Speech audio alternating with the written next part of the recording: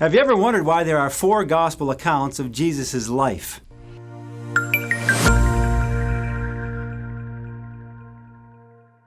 We have Matthew, Mark, Luke, and John, 4 writers who each present the story of Christ from a slightly different perspective.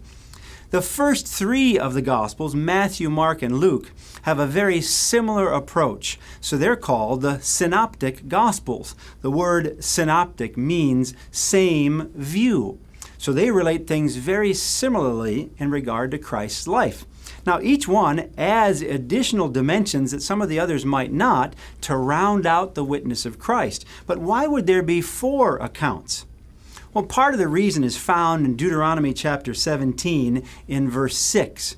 Because when God worked with Old Testament Israel, they set up a system. And when there was a very serious case that would come before the judges, a capital case, there needed to be plenty of witnesses before a person could be accused and then sentenced and made guilty of something.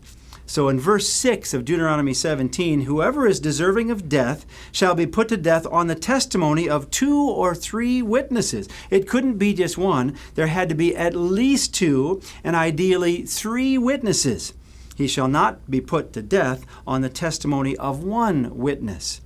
So with that understanding, God made sure there would be 4 gospel accounts, 3 of them very similar, the Synoptic Gospels, and then the Apostle John, writing quite a bit later than the others, added some additional detail that the others did not have. It rounded out the story of Christ and made a rock-solid witness and testimony of who the Messiah is.